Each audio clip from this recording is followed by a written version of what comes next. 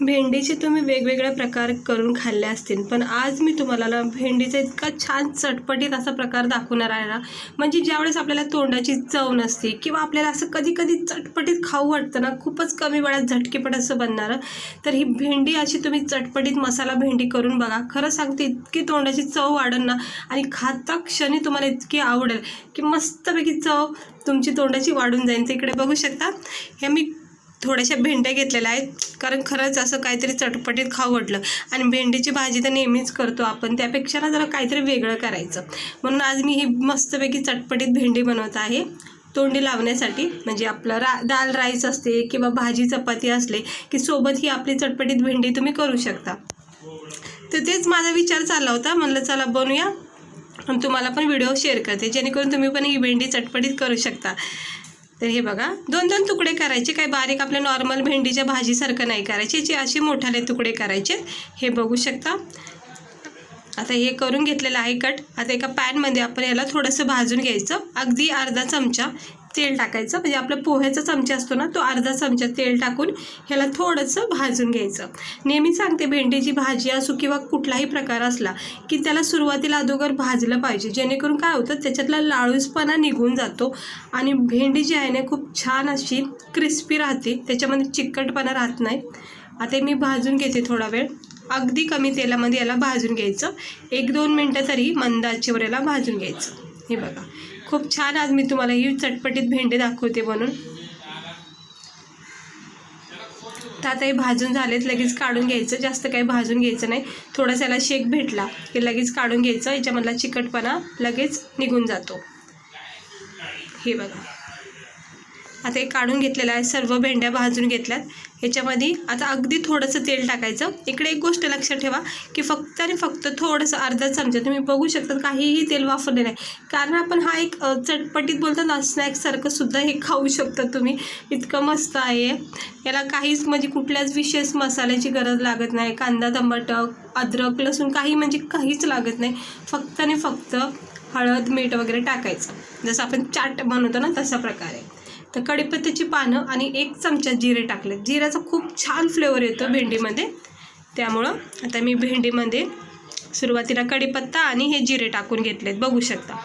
आता आपण काय करायचं, याच्यामध्ये फक्त अर्धा चमचा मसाला टाकायचा. याच्यामध्ये 1 चमचा फक्त लाल मसाला टाकायचा. त्यानंतर ह्याला थोडंसं परतून घ्यायचं. अगदी जास्त वेळ परतवायचंच नाही, लगेचच भेंडी टाकायचं, नाही तर काय होतं, लाल मसाला आपला करपला जातो आणि कडवटपणा त्याच्यामध्ये मग तयार होईल. लगेचच भेंडी याच्यामध्ये टाकून घ्यायची. आपण भेंडीला थोडंसं ऑइलमध्ये पहिलंच भाजलेलं आहे, त्यामुळं तेलाची आवश्यकता लागणार नाही. तर बघू शकता, पाहता क्षणी किती छान अशी चटपटी ती भेंडी वाटायला लागली आहे. आता मग नॉर्मली आपले जे धना पावडर, हळद, गरम मसाला वगैरे जे आहे ते टाकून घ्यायचं, फक्त थोडंसंच, म्हणजे भेंडीच्या अंदाजेनुसारच मसाला इथे टाका. तर मी गरम मसाला टाकला आहे, हळद टाकते. हे बघू शकता, थोडीशी हळद टाकली. 1 चमच्याच्या अंदाजाने लाल मसाला टाकून घेतलेला आहे आणि चवीनुसार इथं मीठ टाकायचं. मीठ पण थोडं कमी टाका, कारण ही भाजी आपली वेगळी असते, त्याच्यामध्ये कांदा टमाटा असतं, मग मीठ कसं कवर होऊन जातं. फक्त भेंडीमध्ये आपण हे टाकून जास्त होतं, मग त्यामुळं कमी टाकायचं. जर थोडी ड्राय वाटली तर अगदी थोडंसं तेलसुद्धा तुम्ही याच्यामध्ये ॲड करू शकता. हे बघा, इतकी छान लागते ना, ज्यावेळेस आपल्याला खरंच चटपटीत काय खाऊ वाटेल ना, भाकरीसोबत, रोटीसोबत, तर खरंच ही भाजी अशा टाईपने एकदा करा. भाजी तर बोलूच नाही केला, फक्त चटपटीत भेंडी बोलायला. सेम प्रोसेसने तुम्ही जो दोडका असतो ना, ज्याला आपण तुराई वगैरे बोलतो, दोडका म्हणा, बटाटा म्हणा, ह्या अशा प्रोसेसने तुम्ही करू शकता. हे बघा, नरम सॉफ्ट भेंडी झालेली आहे आपली. थोडा वेळ वाफ दिल्याने छानपैकी नरम झालेली आहे. जरा हात लावून चेक केला शिजली का नाही, तर अजून थोडासा अर्धा सेकंड मी याला वेळ देते. झाला, आता आपली ही चटपटीत भेंडी तयार झालेली आहे खाण्यासाठी. वरून अजून याची रंगत वाढवण्यासाठी, चव वाढवण्यासाठी इथं मस्तपैकी मी चाट मसाला टाकते.